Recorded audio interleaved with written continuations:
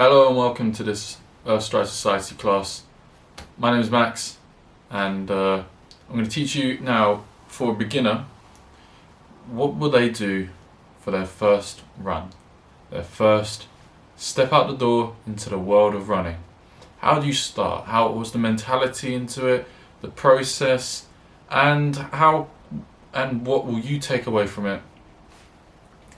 Because you need to be in the mindset to realise what you've just done is a big step and a big adventure, and it's going to change your world if you keep to it. Because in the moment you might not see it as that, you might see it as a tiring process and a small step towards a new you, but it's the small steps that are going to get you there. We're not going to overcomplicate it either. Going to keep it very simple. Leonardo da Vinci said, "Simplicity is the ultimate sophistication," something like that. And it's just to show you that by breaking something down into its simplest form, there is nothing that can be attacked, nothing that can be scrutinized. When you break things down to its most basic form, like you will have to starting your journey, there is no way you can look back and point out loopholes and things you shouldn't have done, because there is only going to be perfection that's left with this simple plan that I'm going to show you now.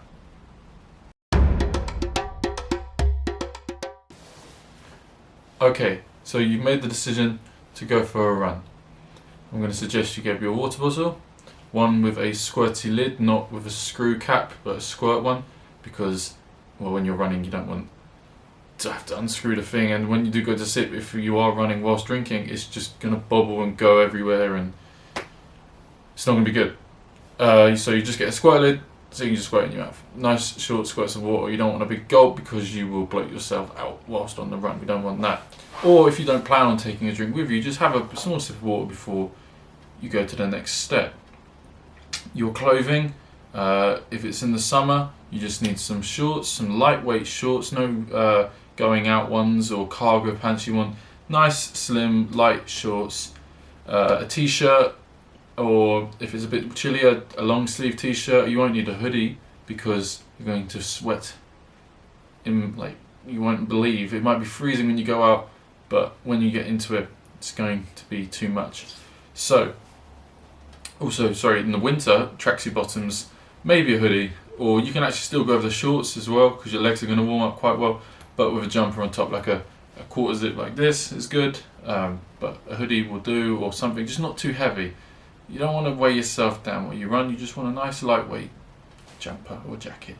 So you're going to put your running shoes on, your cheap, comfortable running shoes. You're going to make sure they're tightened all the way up, not to the point where your feet hurt and you can feel the lace digging into your foot. We don't want that. Just so they're comfortable, tight, and double knot the lace, because we don't want it coming undone on the run. Tripping over or stopping to do it up can really put a block into your rhythm, which we don't want to happen.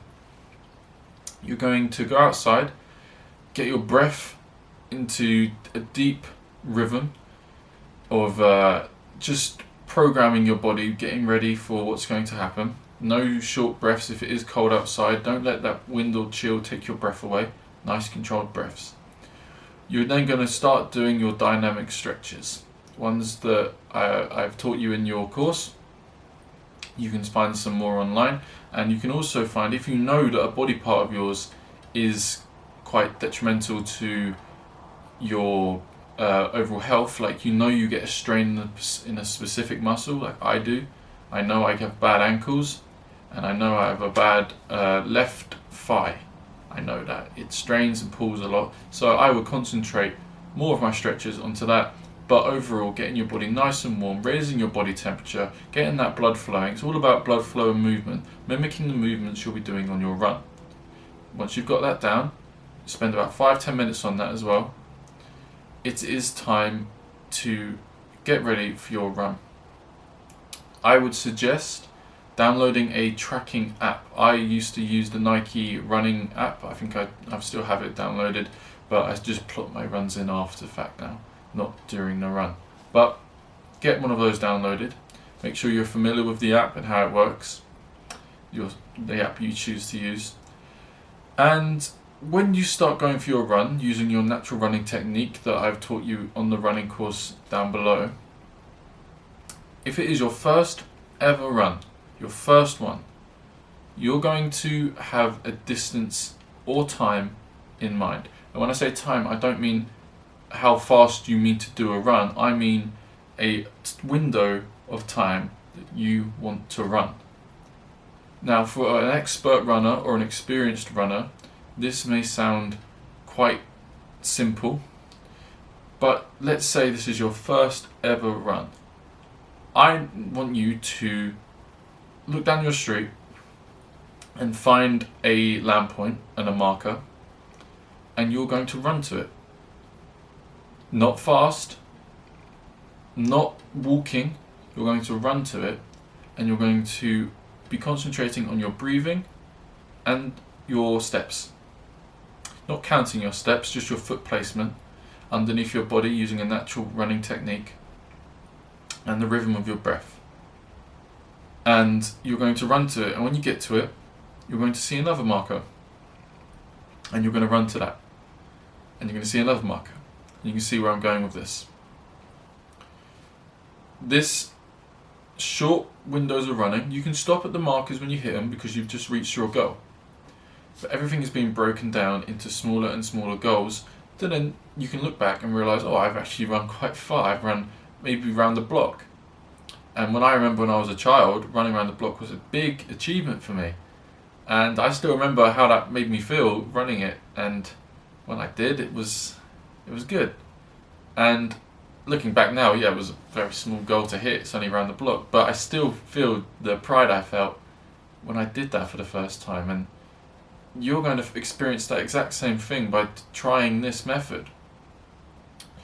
And once you do start hitting these markers and you feel like you've done enough, you would come back and you would hit those markers again. But maybe this time, because you've got the blood flowing and because you've got the rhythm going, you might not have to stop at those markers, or you might aim for the next one over, not the next one, but the second one. Make it back home. If this is a bit harder or a bit more challenging for you, perhaps you can plot by time, which is what I suggested earlier, where you would run for a block of 3 minutes or 5 minutes, and then slowly adding to that time, non-stop running 3 minutes, non-stop running for 5 minutes, non-stop running for 10, 15, and then you start getting into big distances where using that tracking app, that Nike running app, or there was another one I can't remember the name of, you can look at how far you've run and just have that stored as a memory for your first time out. And it's such a great diary note to hold. I mean, I used to keep a diary, and you can read back through it. This is in my day-to-day life, not in my running life, and it's a lot of fun to read back through it. But I also have my Nike running app for a couple of years now, and I tell you, you can remember the runs that you used to do, ones that you would do 2-3 years ago. You remember them, the unique ones, the ones where you do hit the goals, the ones where you make it to that lamppost that you were aiming to hit, where you make it to that wall that you know is about half a mile away. So you run out there, you touch that wall, that's half a mile. You don't have to come back, and by the time you get home, you've just ran a mile. You've just hit a goal, a big achievement for some, a big achievement that a lot of people will not hit because they're going to stay at home and they're not going to try and hit goals that they set. It's a challenge to set your own goals. It's a game. It's a determination in you that you've now had to program in yourself by setting the goal yourself. That lamppost is for you to hit. It's not for someone else to hit. They don't know they're going to do it. But you find something, a visual marker, and you can actually you can audibly tell yourself as well, I'm going to hit that marker. You might sound like an idiot, but to passers-by, but it doesn't matter because they're not doing the thing you're about to go do. And when you do hit that marker, congratulate yourself, but maybe go and hit the next one, and then you get there and then go and hit the next one. And that is going to be such a boost of serotonin and a boost in your confidence for your first ever run. It's okay if you walk. It really is. It's okay if you struggle. It's your first time out. We just want you to concentrate on your foot placement and your breathing. Your foot placement and your breathing. Your rhythm as a whole and the awareness of your body is what we're aiming for. Because when you do fully program that awareness to just click when you go out running, well, that's when the world is limitless and you can go and hit goals you never even dreamed of hitting. And then you can look back at when you had to run to that lamppost and back and just laugh and be just completely aware of the journey you've taken to get to where you are. But for your first run, you get in after hitting your goals. And if you didn't hit your goals, it's okay, because you're going to go out again. You're going to go out again, do the same process again, maybe try a different style or go back and go through the course and see what you missed, and maybe ask people online, was I doing this correctly? I tried doing this, was this wrong or right? Should I have stretched this muscle, this, that, anything? But you're going to hit it no matter what, because you've told yourself you are. And if you give up, you're going to try again, because this is the person you want to become. You're going to face yourself. When challenge arises, you're going to face yourself and really battle mentally inside the person you once were and the person you want to become. And let me tell you, it's always better for this person to win. So, come in from your run. You're going to do some light stretches on the muscles you just worked. Take in that water. Don't gulp it though, we don't want you bloated. Have a hot shower and relax. Your work for today in this department is done. You're not going to be out there huffing and puffing and battering yourself on your first day. It's not going to happen. But you need to be aware of what you've just done. Be aware of the ache and tiredness you now feel from doing that run. And be aware of the pride you now feel finishing that run. And pat yourself on the back. But don't congratulate yourself too much, because, well, you've just started the mountain. And there's a long, long way to go. But it all starts with what you've just done. And well done for that. So, for your first time running out, be prepared for what's about to come, set yourself small goals, and get your routine and rhythm down. It's all about that. I think that's all for today for your first run. We're going to do more of these when you want to advance into more distances and speeding up your run. But for now, for your first run, that is all. Thank you very much for watching. And if you could like and subscribe, that'd be brilliant.